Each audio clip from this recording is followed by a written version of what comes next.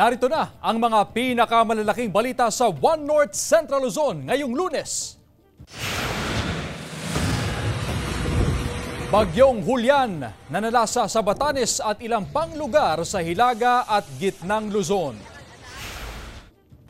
Pananaksak sa 12 anyos na batang babae sa Tarlac City sa pool sa CCTV.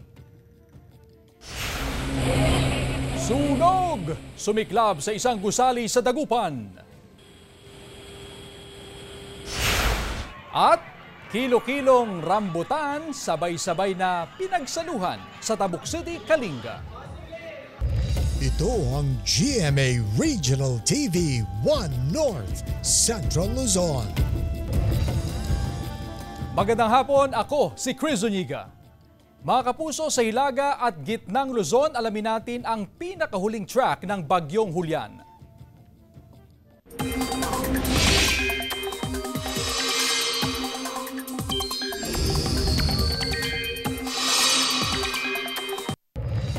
Patuloy pong binabaybay ng Bagyong Julian ang mga baybayin ng extreme Northern Luzon, partikular sa May Batanes. Huli itong namataan base sa 2 PM bulletin ng Pag-asa sa coastal waters ng Sabtang Island, Batanes. Taglay nito ang lakas na hangin na 175 km per hour at pagbugsong aabot sa 240 km per hour. Maaring anumang oras ngayong hapon o gabi ay isa na itong ganap na super typhoon. Signal number 4 sa Batanes, Signal number 3 sa Babuyan Islands, Signal number 2 naman sa mainland Cagayan, Apayao, Abra, Kalinga, Ilocos Norte, pati na rin sa northern at central portions ng Ilocos Sur. Sa latest forecast track ng Pag-asa, posibleng magpatuloy ang pagkilos ng bagyo pa west-northwest bago mag-recurve bukas. Sa Miyerkules naman, maaari itong lumabas ilang saglit ng par pero papasok ulit at tutumbukin naman ng Taiwan. Sa pagkilos nito ngayon, Huwebes pa ito inaasahang lalabas ng par. Sa datos naman ng Metro Weather, heavy to torrential o matitindi at tuloy-tuloy na ulan ang aasahan sa Babuyan at Batanes Islands, Ilocos Norte at Apayao. May malalakas na ulan din sa Abra, Ilocos Sur, La Union, Benguet, Pangasinan, Zambales, Bataan, Nueva Vizcaya, Nueva Ecija at Cagayan. May tsansa rin ng ulan sa iba pang bahagi ng bansa. Pagguho ng lupa na itala sa Likwaan, Baay, Abra dahil sa Bagyong Julian. May ulat, Jeric Pasilyao. Gumuho ang bahagi ng bundok sa Sitio Bituan, Barangay Lendeng, Likwaan, Baay, Abra kahapon dahil sa malakas na pag-ulan na dulot ng Bagyong Julian. Natabunan ng lupang isang linya ng kalsada. Ilang puno ang natumba kaya agad nagsagawa ng clearing operations. Pinayuhan ng otoridad ang mga motorista na mag-ingat sa biyahe upang makaiwas sa aksidente. Hindi makadaan ang mga sasakyan sa spillway dahil sa pagtaas ng antas ng ilog sa Quirino, Ilocos Sur. Sa hanging bridge dumadaan ang mga residente para makatawid. Mga residente sa 5 barangay ang apektado. Nagbayanihan ang mga residente sa Kalayan, Cagayan sa pagbuhat ng mga bangka para ilagay sa mas mataas na lugar. Itinali ang mga bangka para hindi liparin ng hangin na dala ng Bagyong Julian. Inabisuhan ng MDRRMO ang mga residente na maging alerto sa epekto ng bagyo. Mahigpit na binabantayan ng mga otoridad ang kalagayan ng 19 na pamilya o katumbas ng 51 individual na inilikas sa Santa Praxedes, Cagayan dahil sa epekto ng Bagyong Julian. Sa tala ng MDRRMO, mula sila sa mga barangay ng Kapakwan, Sentro 2, Portabaga, Salungson at San Juan. Jeric Pasilyao, 1 North Central Luzon. Ilang mangingisda sa Dagupan City nangahas pa ring pumalaot sa kabila ng nararanasang epekto ng bagyo. Tutukan natin yan sa live report ni Claire Lacanilaw Dungka. Claire? Chris, makulimlim na panahon at pabugso-bugsong bus ng ulan ang nararanasan dito sa Dagupan City. Ngayong nakataas pa rin sa signal number 1 ang buong probinsya ng Pangasinan, bunsod ng Super Typhoon Julian. Sa kabila ng matataas na alon sa dagat, may ilang mangingisda ng Barangay Bunuan, Gasset, Dagupan City ang nangahas pa ring pumalaot. Ilang araw na kasi silang hindi nakakapalaot dulot ng pag-uulan. Ayon sa ilang mangingisda, wala na silang kita na maiuuwi sa kanilang pamilya kung hindi pa sila pumalaot. Hindi namin inisip yung bagyo, basta importante, makakuha kami ng pang-ulam. Kakain sa talong araw, isang beses. Malalakas ang bagyo. Pag may kaya ng bangka namin, sasagupay namin yung mga ganun ng alon lang. Nakabantay sa baybayin ang mga kawani ng City Disaster Risk Reduction and Management Office. Since wala pa kaming gale warning, kaya naman namin sabihin na wag muna mag-swimming kasi malalaki yung alon. Ayon sa Pag-asa, patuloy pa rin makararanas ng light to moderate rainfall ang Pangasinan na dulot ng bagyong Julian. Dito sa Pangasinan, sana naman natin na siyempre papasok ulit yung kabagat. So makakaroon tayo na ma-cloudy na naman na masungit na panahon natin, lalo na pagsapit ng hapon at gabi. So makakaranas pa rin tayo ng light to moderate rains.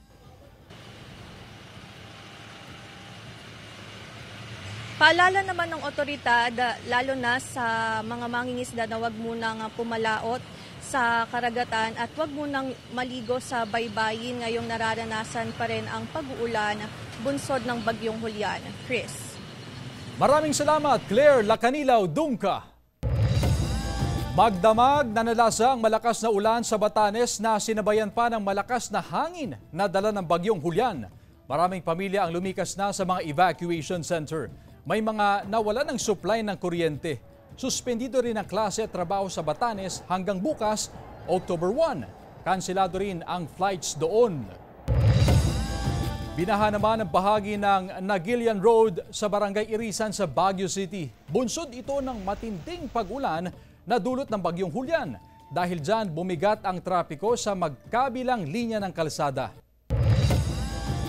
Nakabantay ang Kalasyaw MDRRMO sa posibleng pagtaas ng antas ng tubig sa Marusay River. Sundan sa report.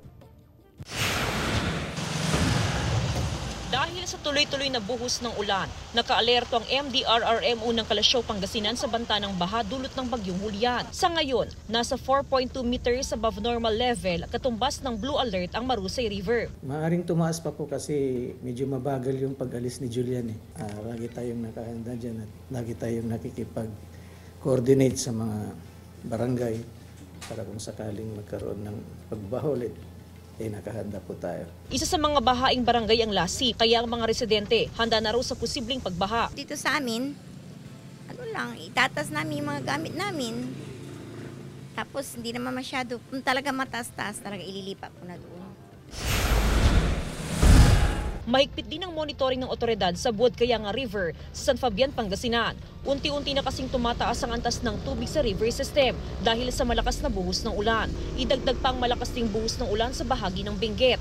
Kung sakaling aapaw ang ilog, nangangambang mga residente sa riverside na bumaha sa lugar. Baka tumaas yung mapaw, kailangan na namang lumipas. Binabantayan din ang iba pang river system sa probinsya, kabilang ang Sinukalan River sa Santa Barbara, Cabatuan River sa Alaminos City, Ambayawan River sa San Nicolas, Agno River sa Rosales at Bayambang, Banyaga River sa Bugalyon at Balincaging River sa Mabini. Jasmine Gabriel Galban, One North Central Luzon.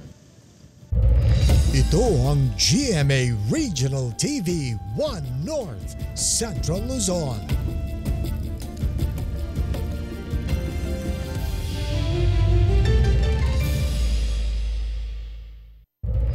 Ito ang GMA Regional TV 1 North Central Luzon.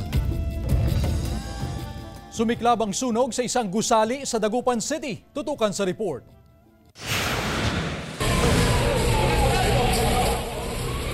Makikita sa video ang sunog na sumiklab sa isang gusali sa bahagi ng A.B. Fernandez Avenue, Barangay 1, Dagupan City.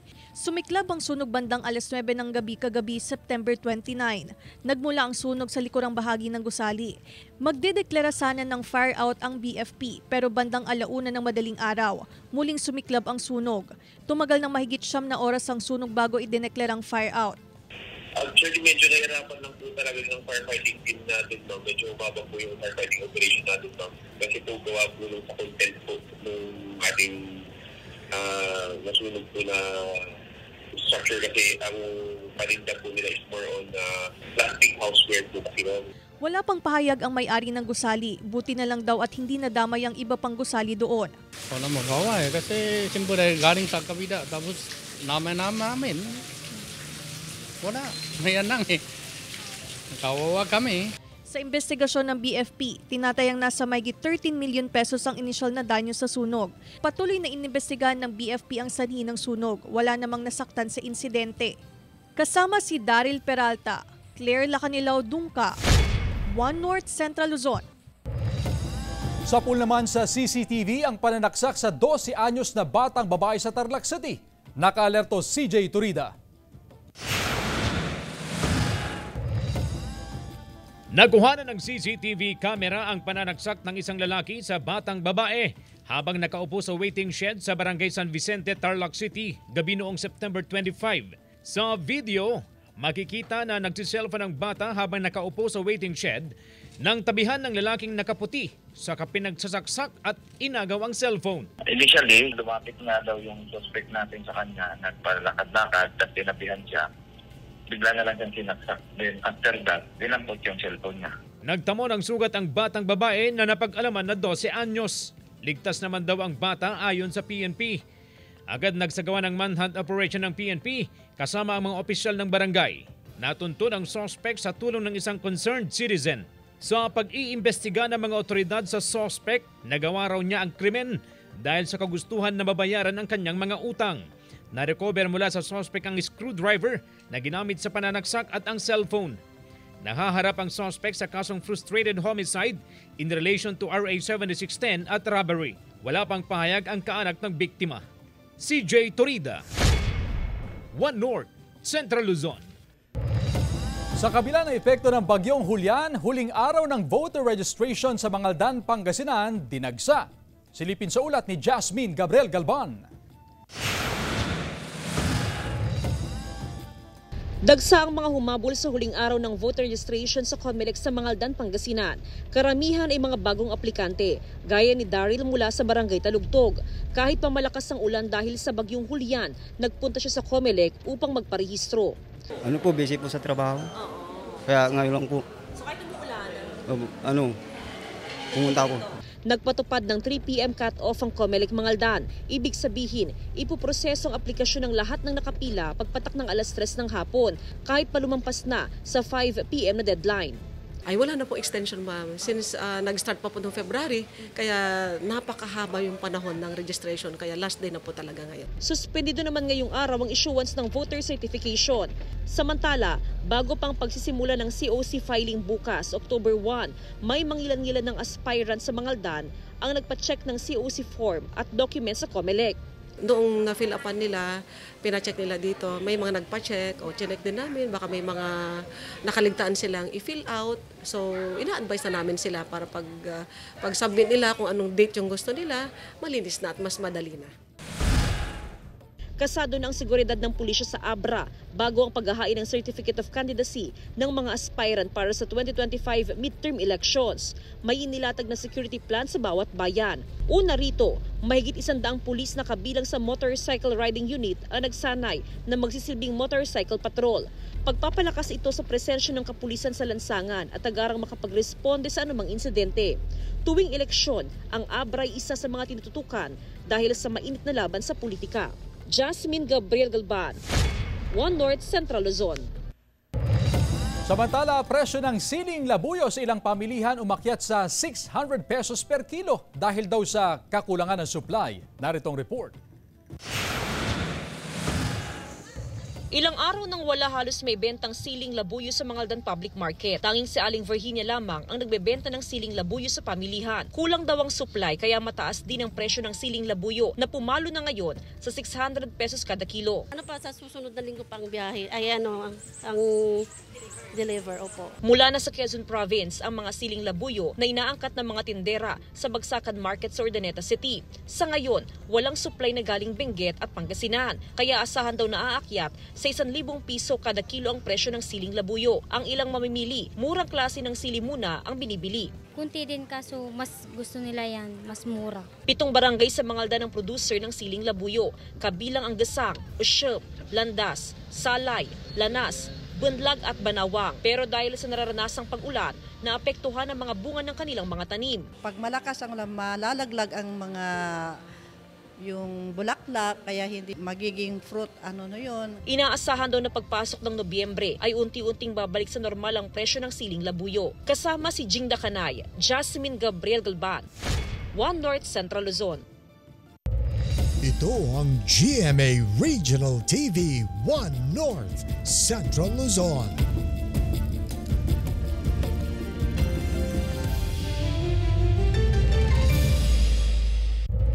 Ito ang GMA Regional TV 1 North Central Luzon. Mahigit sa 23 million pesos na halaga ng pinatuyong marijuana bricks ang nasabat ng mga otoridad sa Tabuk City, Kalinga nitong Biyernes, September 27. Ayon sa PNP Tabuk, may nagtimbre sa mga otoridad na may turistang may dalang ilegal na droga pabalik ng Maynila. Kaya nagsagawa sila ng operasyon. Isinakay sa isang SUV ang 197 bricks ng marijuana na natakpan ng mga gamit at mga gulay at tinangkang ibiyahe palabas sa probinsya. Hindi na pinangalanan ang 3 sospek na nasa kustodiya ng PNP Tabuk at inihanda na rin ang formal na reklamong isasampa laban sa kanila. Ilang palaisdaan sa Mangaldan, Pangasinan nilagyan ng net upang hindi makawala ang mga alagang bangus. Narito ang report. Maaga pa lang nakamonitor na sa kanyang palaisdaan si Mang Greg mula sa Barangay Maasin, Mangaldan, Pangasinan. Pinatasan na niyang fishing net sa kanyang palaisdaan. Sa lakas kasi ng buhos ng ulan, bunsod ng bagyong Julian, nangangamba siya na umapaw ang kanyang palaisdaan at makawala ang mga alagang bangus. Malaking perwisyo ito para sa kanya, lalo pat sa October 20, nakatakdang anihin ng mga alagang bangus. Pag ma-high tide, kung high tide, katapos itong kwan, malakas ang ulan, yun lang ang problema. Ayon sa Mangaldan Agriculture Office, sa tuwing may sama ng panahon at sasabayan pa ng high tide, malaki ang posibilidad na umapaw ang mga palaisdaan. Kaya maaga pa mga bangus grower para maiwasan ang pagkalugi. Yes po, pag may high tide talaga, yan ang delikado na maapektuhan ang kanilang mga fish pond.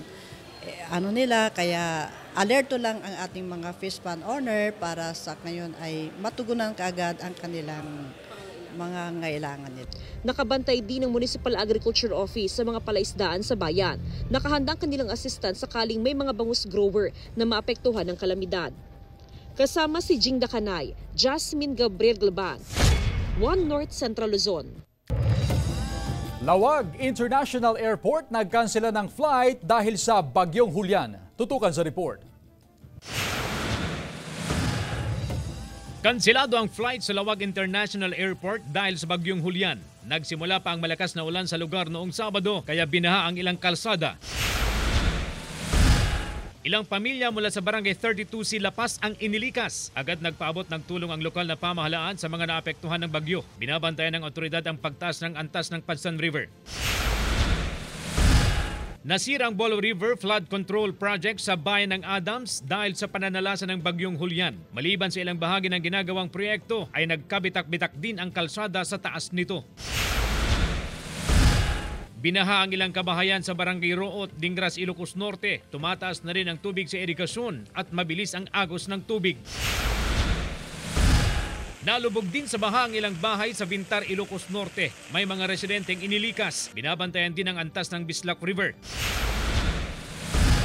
Sumampa na sa Abot Bridge sa boundary ng Barangay Lanao at Malasin sa Banggi, Ilocos Norte ang malakas na ragasan ng tubig. Nanganganib na masira ang tulay kung tuloy-tuloy ang malakas na agos ng tubig. CJ Torida, One North Central Luzon.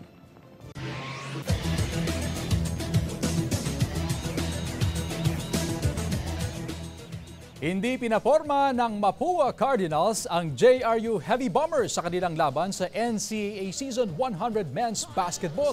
Sinubukan pang humabol ng JRU sa huling yugto ng laro pero nagtulungan sina Lawrence Mangubat at Clint Escamis upang iselyo ang laro sa score na 88-81. Makapigil hininga naman ang naging bakbakan ng EAC Generals at LPU Pirates. Nanaigang composure ni King Gortiza upang maibusdo ang 2 sa 3 niyang free throws sa huling segundo ng laro. Wagi ang Generals 90-88. Namamayagpag ngayon sa team standings ang Benil Blazers, Mapua Cardinals at Letran Knights na may tig-5 panalo.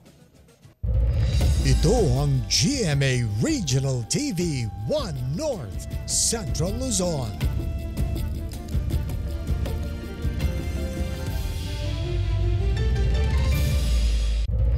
Ito ang GMA Regional TV 1 North Central Luzon.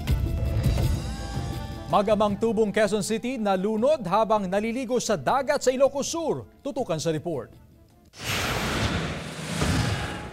Nauwi sa trahedya ang masayasanang birthday celebration ng 16 na taong gulang na tubong Quezon City sa barangay Kalayab, Santo Domingo, Ilocos Sur nitong Sabado. Tinangay siya ng malakas na alon kasama ang kanyang ama habang sila'y naliligo sa dagat. Parehong nasawi ang mag-ama. Ayon sa PDRRMO, unang na-rescue ang binatilyo pero idiniklarang dead on arrival sa ospital. Natagpuan naman ang bangkay ng 37 taong gulang na ama kahapon ng umaga. Naging pahirapan ang search and rescue operation dahil sa sama ng panahon. Isang bangkay ng lalaki ang nakita sa irigasyon sa barangay San Marcelino, Dingras, Ilocos Norte. Sa investigasyon ng otoridad, galing sa birthday party ang biktima at hating gabi na nang umuwi sakay ng kanyang motorsiklo. Nakitaan ng biktima ng iba't ibang sugat sa ulo at katawan. Labis ang pagluluksa ng kaanak ng biktima. Jarek Pasilyao, 1 North Central Luzon. Wala raw paglabag at hindi premature campaigning ang mga gimmick sa COC filing ayon sa COMELEC. Naritong report. Sa mga nagdaang panahon ng eleksyon, malapiesta ang ilang tagpo sa paghahain ng Certificate of Candidacy o COC. At sabi ng COMELEC, kung may ganito ulit na gimmick ang mga maghahain ng COC para sa election 2025 na mag-uumpisa sa October 1, hindi raw ito maituturing na premature campaigning. Merong ati-atihan, merong mga nakaka-t-shirt na mga fiesta, carnival, circus, atmosphere. Asahan na po natin yan sapagkat kanya-kanyang strategy. Pwedeng in person o sa tulong ng authorized representative ang COC filing. Paglilinaw ng COMELEC, hindi pa opisyal na kandidato kundi aspirant ang mga maghahain ng COC. Sila daw po ay kandidato lang sa unang araw ng campaign period. Hindi na rin papayagan ang substitution ng mga aspirant pagkatapos ang linggo ng pagpa-file ng COC.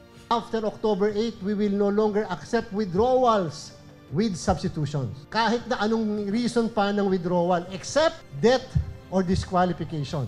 Sa party list, pinayagan ng COMELEC and Bank na mapalitan ng hanggang 10 pangalan ang mga nominee. 8 a.m. hanggang 5 p.m. ang schedule ng COC filing mula October 1 to 8. Sa Nobyembre ang filing ng COC sa MARM. Sa mga probinsya, naghahanda na ang COMELEC at pulisya para sa COC filing.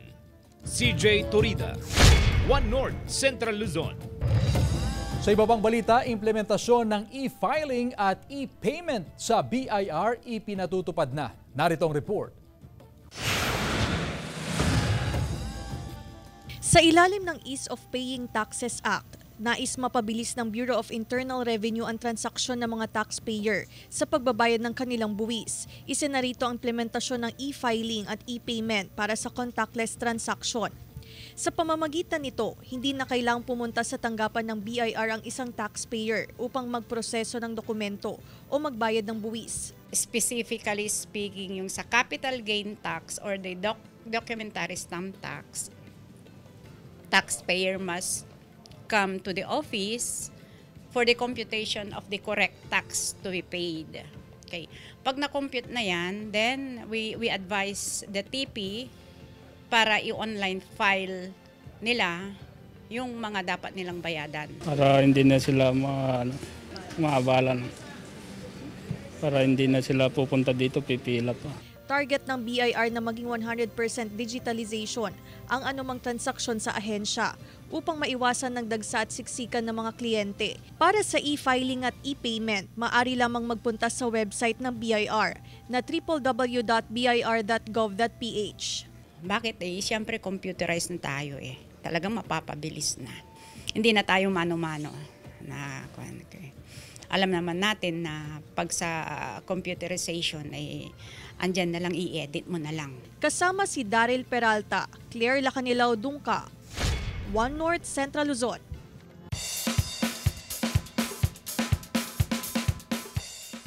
Muling pinatunayan ng Barangay Bantay sa Tabuk City na sila ang may hawak ng titulong Fruit Basket Capital sa Kalinga dahil sa muling pagdiriwang ng Fruit Festival. Mahigit sa 500 kilos ng rambutan at iba pang bunga ng prutas ang ipinamigay sa kapistahan. Kilala ang lugar dahil sa masaganang ani at produksyon ng iba't ibang klase ng prutas gaya ng rambutan, lansones, atis, saging, dragon fruit, citrus at chiko. Dala na rin ito ng pinaghalong makabago at nakaugaling uri ng pagsasaka para umusbong pa ang taniman sa barangay Bantay at ang malaking ambag sa pag-angat ng ekonomiya ng dalawigan. Kaugnay nito, naipasa na sa Konseho ng Sangguniang Panglungsod ng Tabuk ang ordinansa bilang pagkilala sa Barangay Bantay bilang Fruit Basket of Tabuk City. May temang Panagbula iti prutas, tulbek ti panagduras ang naturang selebrasyon. Mga kapuso, 86 days na lamang, Pasko na. Samantala, mapapanood niyo po ang episode na ito at iba pang pinakahuling lokal na balita sa official website ng GMA Regional TV, www.gmaregionaltv.com. Pwede rin kayo bumisita sa aming official YouTube channel, GMA Regional TV, at i-click ang subscribe button para sa pinaka-mainit na balita mula sa mga rehiyon. Nais din naming pasalamatan ang mga kapuso sa Hilaga at Gitnang Luzon, maging ang mga kapuso natin abroad. Dahil sa GMA Regional TV, local news matters. At yan ang mga pinakamalaki at pinakahuling balita sa Hilaga at Gitnang Luzon. Maraming salamat sa pagsama sa amin pati na ang mga kapuso sa ibang bansa na tumutok sa mga balita sa rehiyon. Ako po si Chris Zuniga.